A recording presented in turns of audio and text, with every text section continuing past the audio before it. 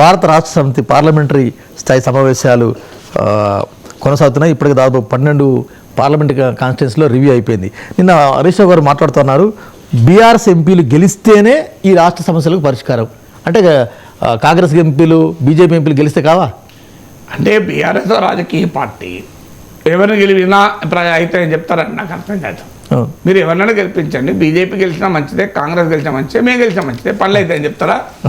ఏం చెప్పాలి? బీఆర్ఎస్ అంటే మేము గెలి మా ఎంపీలు గెలిస్తేనే అవి ఇప్పుడు వాళ్ళకు ఒక పొలిటికల్ నరేటివ్ ఉండాలి కదా. ఇప్పుడు మోడీ ప్రధానమంత్రి కావటానికి మమ్మల్ని గెలిపించండి అని బీజేపీ ఎంపీలు అభ్యర్థులు కోరుతారు. మోడీని ఓడించడానికి, మోడీ దేశానికి ప్రమాదం, మోడీ పాలన, అందువల్ల మోడీ పాలనను ఓడించడానికి రాహుల్ గాంధీని ప్రధానమంత్రి చేసడానికి మాకు ఓట్లేయండి అని కాంగ్రెస్ పార్టీ ఎంపీ అభ్యర్థులు చెప్తారు. బీఆర్ఎస్ ఏం చెప్పాలి? కేసీఆర్ ప్రధానమంత్రి కావడానికి చెప్పడానికి అవకాశం లేదు. బీఆర్ఎస్ లేదు. తెలంగాణలో గెలిచుంటే ఆ మాట అనేవాళ్ళు. ఎందుకంటే తెలంగాణలో గెలిచుంటే ఆ ఊపుతో బీఆర్ఎస్ ఇంకో 4 స్టేట్లలో పెట్టేవాళ్ళు. సో డెఫినెట్గా మోడీ రాహుల్ గాంధీ కాదు, బీజేపీ కాంగ్రెస్ కాదు, కేసీఆర్ లాంటి కొత్త నాయకత్వం కావాలని చెప్పేవాళ్ళు. చెప్పారు కదా ఇదివరకు, బీఆర్ఎస్ పెట్టినప్పుడు చెప్పారు. కానీ ఆ అవకాశం ఇప్పుడు చెప్పలేరు, చెప్పినా ఎవరు నమ్మరు. అందువల్ల బీఆర్ఎస్కు కొత్త నరేటివ్ కావాలి. ఎందుకంటే ప్రజలు ఎంపీ ఎలక్షన్లు ఎందుకు ఓటేయాలి? ఈ ఎంపీ ఎలక్షన్లు బీఆర్ఎస్కు చాలా చాలా కీలకం. ఎందుకంటే ఎంపీ ఎలక్షన్లో చతికిల పడితే పార్టీ మరింతగా దెబ్బ మీద దెబ్బ తగిలి ఇంకా ఇబ్బందుల్లో పడే అవకాశం ఉంటుంది. అందువల్ల ఎంపీ ఎన్నికల్లో బెటర్ షో చూపెట్టాలి. 2018లో 88 సీట్లు గెలిచాక 2019 లోక్సభ ఎన్నికలు జరిగితేనే ఎంపీ సీట్లు సగం పోయినాయి, 8-7 పోయినాయి. సో అందువల్ల ఇప్పుడు ఎప్పుడు అధికారమే 39 సీట్లు అసెంబ్లీలో వచ్చినప్పుడు ఎంపీ సీట్లు ఎక్కువ రావడానికి స్కోప్ చాలా తక్కువ. అందువల్ల ఎంపీ సీట్ల పైన వాళ్ళు ఫోకస్ పెట్టినమా నిజం. ఆ ఫోకస్ పెట్టేటప్పుడు వారికి కావాల్సినవి 2: ఒకటి నరేటివ్, 2 లీడర్. అందువల్ల అభ్యర్థుల్ని కూడా బీఆర్ఎస్ సాంప్రదాయ ఓట్లే కాకుండా అదనంగా ఓట్లు తెచ్చుకోగలిగే అభ్యర్థులకు కూడా వాళ్ళు పెట్టాల్సిందే. ఎందుకంటే బీఆర్ఎస్ ఓట్లు ఎట్లాగూ పడతాయి. బీఆర్ఎస్ ఓట్లకు తోడుగా సొంతగా అభ్యర్థి వల్లనే ఓట్లు పడే వాళ్ళను పెట్టాలి. అందుకే ఇప్పుడు కేటీఆర్ని మల్కాజ్గిరి నుంచో, కరీంనగర్ నుంచో, సికింద్రాబాద్ నుంచో పెడతారని కూడా వార్తలు వస్తున్నాయి. ఎందుకు? వేరే బీఆర్ఎస్ అభ్యర్థితో పోలిస్తే కేటీఆర్ కనుక ఆడ రంగంలో దిగితే ఖచ్చితంగా ఓట్లు వస్తాయి, అనుమానం లేదు. ఎందుకంటే కేటీఆర్ పార్లమెంట్లో బెటర్గా పర్ఫామ్ చేయగలుగుతారన్న సంగతి ఎవరికైనా తెలుసు. అందువల్ల బీఆర్ఎస్ను ఓటు వేయొద్దు అనుకున్న వాడు కూడా కేటీఆర్ అభ్యర్థి అయితే ఓటు వేసే అవకాశం ఉంటుంది. ఎందుకంటే కేటీఆర్ ఎఫెక్టివ్గా పార్లమెంట్లో మాట్లాడతాడు, తెలంగాణ ఇష్యూస్ రైజ్ చేస్తాడు, తెలంగాణ వాయిస్ వినిపిస్తాడు అనే భావన ఉంటుంది. అందువల్ల కేటీఆర్ క్యాండిడేట్ అయినప్పుడు బీఆర్ఎస్కు అసెంబ్లీ ఎలక్షన్లో ఓటు వేయని వాడు కూడా లోక్సభ ఎలక్షన్లో కేటీఆర్ ఓటు వేయచ్చు. సో కేసీఆర్ అభ్యర్థి అయితే ఓటు వేయచ్చు, హరీష్ రావు అభ్యర్థి అయితే ఓటు వేయచ్చు. ఎందుకంటే అలా క్యాండిడేట్స్ ఒకటి కీలకమవుతుంది.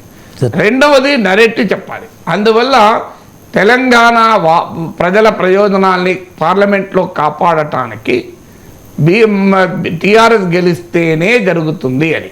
సో ఇప్పుడు బీజేపీ డబుల్ ఇంజన్ సర్కార్ చెప్తున్నట్లు రేపు కాంగ్రెస్ కూడా చెప్తుంది, తెలంగాణలో మన అధికారంలోకి వచ్చాం, ఇప్పుడు ఢిల్లీలో రావాలి. అందువల్ల డబుల్ ఇంజన్ సర్కార్ కొరకు కాంగ్రెస్ ఇది రివర్స్ డబుల్ ఇంజన్, అది 6 అట్లా డబుల్ ఇంజన్. సో అందువల్ల టీఆర్ఎస్ ఏం చెప్తుంది? మన తెలంగాణ ప్రయోజనాలు నిలబెరాలంటే మాకు ఓటేయండి. కానీ ఒక క్వశ్చన్ అనివార్యంగా టీఆర్ఎస్ ఎదుర్కొంటుంది. 10 ఏళ్ళు మీకు మెజారిటీ ఎంపీలు ఇచ్చారు, ఎమ్మెల్యేలు ఇచ్చారు, 2 ప్రభుత్వాలు వచ్చాయి. మొదటి టర్మ్లో మోడీతో టర్మ్స్ కూడా మంచిగా ఉండే. కానీ తెలంగాణకు వచ్చింది ఏంటి? బయారా స్టీల్ ప్లాంట్ రాలేదు, విభజన ఐటీఐఆర్ ప్రాజెక్టు యూపీఏ ప్రభుత్వం కాంగ్రెస్ ప్రభుత్వం ఇస్తే రద్దయింది.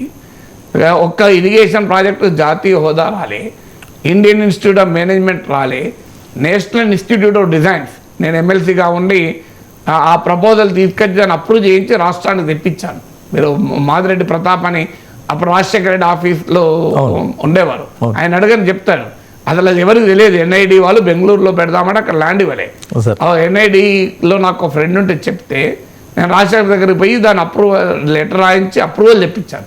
లాస్ట్కు కావూరు సాంబశివరావు ఆయన క్యాబినెట్లో ఉండే. సో ఆంధ్ర విభజన జరుగుతోంది కనుక ఆంధ్రప్రదేశ్ రావాలంటే అది ఆంధ్రప్రదేశ్కి వెళ్ళిపోయింది. సో తెలంగాణకు లేదు ఇప్పటికీ. ఐఏఎం నేను ఎమ్మెల్సీగా ఉన్నప్పుడు ఈ ప్రపోజల్ కూడా మూవ్ చేశాం. అవును. అసలు రాజశేఖర రెడ్డి మరణించి ఉండకపోతే ఐఏఎం వచ్చేది తెలంగాణకు. సో అందువల్ల ఇలా ఐఏఎం, ఎన్ఐడి లాంటి సంస్థలు, IIIT రాలే. ఆఖరికి బీఆర్ఎస్ నాయకులు అనేక సార్లు చెప్పారు కదా, ఒక్కటంటే ఒక్క మెడికల్ కాలేజ్ ఇవ్వలేదు, ఒక్క నవోదయ పాఠశాల ఇవ్వలే. ఇదంతా బీఆర్ఎస్ చెప్పింది, నేను చెప్పింది కాదు. మరి ఒక్క సైనిక్ స్కూల్ ఇవ్వలే. గిరిజన విశ్వవిద్యాలయం చాలా ఆలస్యమైంది. సో డిఫెన్స్ కారిడార్ ఇవ్వలే. మరి మీరు 10 ఏళ్ళ అధికారంలో ఉన్నప్పుడు మెజారిటీ ఎంపీ సీట్లు మీకు ఉన్నప్పుడు ఇవన్నీ ఏవి రాలేదని మీరే చెప్పారు. బీఆర్ఎస్ చెప్పింది, వేరే వాళ్ళు చెప్పింది కాదు కదా. ఇవన్నీ రాలేదు. తెలంగాణకు బీజేపీ మోడీ అన్యాయం చేశాడు, సింగరేణి బ్లాక్లు అమ్ముకున్నాడు, ప్రైవేట్ వాళ్ళకి ఇచ్చేశారు. ఇవన్నీ ఆరోపణలు బీఆర్ఎస్ చేసింది.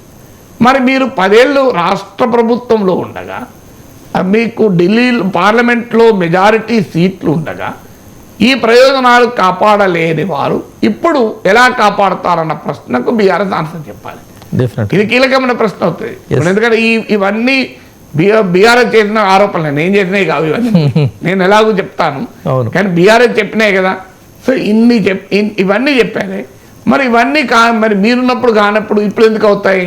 ఇప్పుడు మీరు రాష్ట్రంలో అధికారంలో లేరు, మరి ఎలా అవుతాయి అనే ప్రశ్న ఖచ్చితంగా ప్రత్యర్థి నుంచి వస్తుంది. దానికి బీఆర్ఎస్ కన్విన్సింగ్గా ఆన్సర్ చెప్పగలగాలి. అదంత సులభం కాదు.